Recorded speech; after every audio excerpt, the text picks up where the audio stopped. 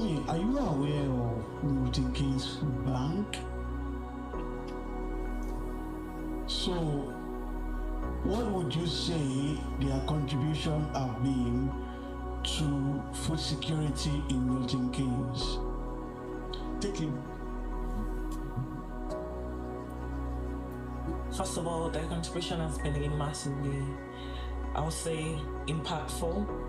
And the growth and the awareness they've created to end hunger has been fantastic over the years. I started living in Melton Keynes about 4.5 years ago, and this is one of the communities that I found that are very passionate about sustainable development goals. And has anyone ever given to the food bank before? Have you given to the food bank before? Great, you've given to the food bank. Do you realize how many people are hungry? Do you realize how many people are working but they can't afford 3 square meals? Do you realize how many kids go to bed without food? Sometimes we take some things for granted because we get it so easily. And you see, feeding is one of that. Access to food is one of that. You'll be surprised that there are people earning, but they can't still afford the basic nutritious meals. And one of the goals of the United Nations is to end hunger. I hope I'm pronouncing hunger well. Do you understand what I'm saying? Is to end it. And this is a very passionate area for me because I run a foundation. I help women come out of domestic violence. And one of the things that stood out for me, so these women would organize programs for them to help them recover and come out of domestic violence. And last year we realized some of these women, they had kids, but they didn't even have enough money to feed. How do you talk to someone about survival when you've not fed them? How do you empower someone when you've not even fed them? Do you know how important a meal is? Do you know how productive you could get from just eating? Has anyone ever fasted before? Volunteering. Exactly. I've done a religious fast before, and I remember it was for a period of time, almost 20 days. Trust me, by then I wanted to die. I was like, but you see, that was voluntary. I had hope to eat. I know that I could just go into the shop, get something to eat. So there was nothing that was killing me. But imagine those people that don't have that hope. Even the hopelessness will kill them faster. Yes, and some people have the means, but because of bad agriculture in their communities, they don't have the means to organic products that could help them eat nutritious meals. Anyways, I'm going to give the mic to other people to talk, but mainly I'm here to talk about ending hunger. We want to provide more access, to people to eat. It seems like a very trivial topic, but I'm telling you, it's the number one basic survival of anyone. The homeless, the people that are not homeless, the people that are earning, the people that are not earning. It's such a big thing that, we just overlook. The ability to be able to get into that shop and buy yourself a sausage roll. The ability to drink clean water, to eat organic food products. It's such a privilege that we're not even understanding, how great an impact, it will be in somebody's life, even if you could just donate a can of beans, a bag of rice, or if you could grow organic stuff in your garden. A lot of people, spoke about the Wolverhampton farm. I've never been there, but I'm going to go there because I like organic food products. Health, well-being. Let's even leave starvation, but even one of the goals of this zero hunger is also to provide good agriculture, good nutritious meals, because a lot of places that they even have this opportunity to eat are not eating healthy. People are dying from bad food, from scientifically grown food. People are dying, people are getting diseases, lives are being shot, are being cut down just because of food. So you see, it's really, really important, and you can support by even just donating to your food bank. Don't waste food. If you have leftovers, there are people that grow food behind their doors. Find out in your community. You could provide those waste to, the remaining of your supper, you could provide it to them. They will turn it into compost, they'll use it to grow. So you can keep recycling things, like they've spoken about carbon emissions and so many things. We can adopt those mentality in feeding, also in access to food, in reproducing food. Anyways, I hope I've passed the message to all of them.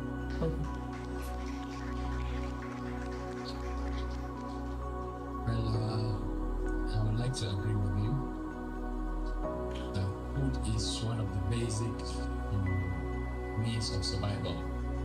We have to eat and be alive before we can think of anything else.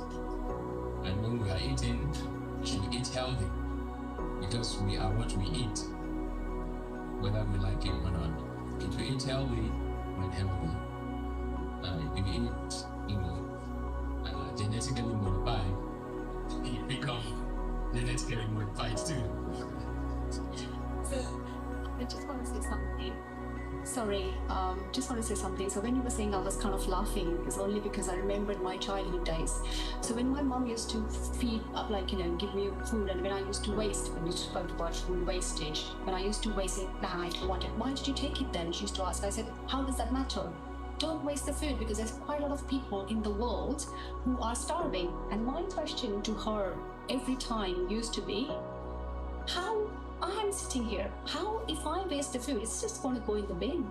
How is going to help others who are, hungry? And then when she sat, because she was also I have to explain this to Rashmi, when she sat and then she actually explained me the whole ecosystem, how that works, and it's there. So you're absolutely right. Thank you.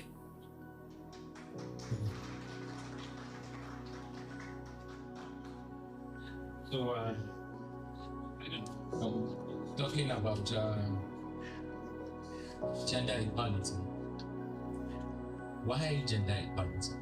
Is there any discrimination among the genders that need to be equalized? Really? Are you asking me that question? Are you really asking me that? Gender equality is absolutely important. And I don't know if you guys are aware, but United Nations, out of the 17 goals what they have, the number 5 goal is gender equality. They have got a target what they want to achieve by 2030, and we are very too out of it. Literally 300 years, I would say 300 years out of it. So coming back to answering your question, what is gender equality? Why is that important? How many women do you see in technology at the moment? Or how many women do you see? I mean, not in Milton Keynes specifically or UK, but in the world, how many women do you see getting married under the age of 18? So there are, there you go. You see the G20. Oh, yes. Last week was the G20 summit In India. about urban design, That's where right. they had something like 40-odd leaders together, and there was a lovely picture. So there was 40-odd men and 1 woman leader. So Georgia. Well done. How are we going to get urban design that works for women if we don't have women there? Exactly. So I think you got your answer. But Against absolutely, there is. Hence I'm sitting here and talking about it. So, again, my question: how many women are there at the moment in the technology area? How many girls and ladies are, kind of getting married when they are little? And we have to eliminate, we have to eradicate that gender, getting kids or girls married at an early age. Sorry. You can't not talk about these issues and not Afghanistan and Iran. Africa, how India. How do we as,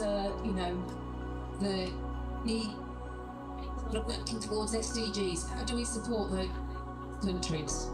Absolutely. How can we support? So United Nations absolutely are planning to support this through partnering with MNCs, multi-nations organizations, various different countries. Now look at Milton Keynes.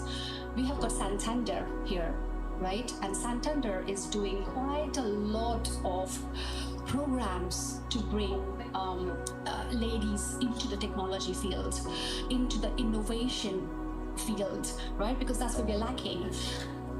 I'm saying it's there. So we are doing our bit, but we are lacking. I mean, you can imagine 300 years yet to achieve that gender equality. Few ladies yet to go on to, the project management, technology, the science areas. I mean, in nursing, there are quite a lot of, I would say,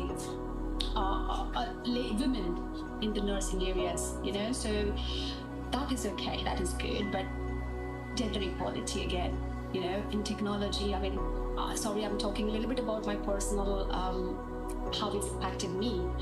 When I had done my graduation and when I wanted to interview into technology area, I didn't get the job. And that is when I said, this is it. I want to make my footprint. I want to do something in the technology area. And today I'm here. So yes, it is personal as well. But again, companies like Santander, there are quite a lot of companies like Deloitte, IT consultancy company, they are doing women in tech programs, inviting women in the technology areas. There are quite a lot of innovative companies who are doing quite a lot of programs. Sorry, yes, Vijay. Thank you for speaking to gender equality for our audience. The purpose of today is about sustainability. Yes. So I want to ask you a question. Is gender equality sustainable? What can we do to make it sustainable? Thank you. Absolutely. So it's a very good question, and thank you so much, Benjamin, for that question. So I think everyone, of course, there are big research companies are doing their bit, but us as a person, every person needs to do their bit as well, I would say. So I would like to think I'm doing my bit because I'm working as a director in a IT company. And I wouldn't say that I'm completely biased for, taking women on, but our company also promotes the gender equality. So we want to give that opportunity to women to come into that technology area, give them training, provide them training to be, how innovative and what are the innovative technologies, the art of the technologies, what they have. And I think this is what everyone needs to do their own bit so that we can grow and, If I may, I think also one of the things that we can start doing as individuals now is to run campaigns on social media. The world is digitalized now. We can create more awareness now. We can, you're 11 years old, has a phone now. We can start from there, create campaigns, create posts, create messages, quotes. You can be in your room, can be in your bathroom, you can create a message that will go to the other side of the globe and touch someone and change someone's thinking. We can start thinking of how we will get into policy change activities. Start talking to your local council, start from your family, start talking to the women in your family. Don't forget that gender equality is a mentality thing. Yes. It's built a lot of stereotypes. So even some women don't feel empowered to take some steps we're talking about. I'm also in IT myself, I'm an IT consultant. So I understand what you're saying, because in the workplace, it's almost like you need to prove yourself. You and the guy next to you did the same thing, you went to the same schools. You have the same education, but he's getting more pay than you. But you have to work twice as hard as him. Institutional, stereotype. You have to work twice as hard as him to be seen, for your input to be recognized. And when you find out the salaries, then you find out why he's collecting more money than I am, and I'm doing more work than him. So you see, it's a mentality. It's a mentality we have to break. It's a biasness we have.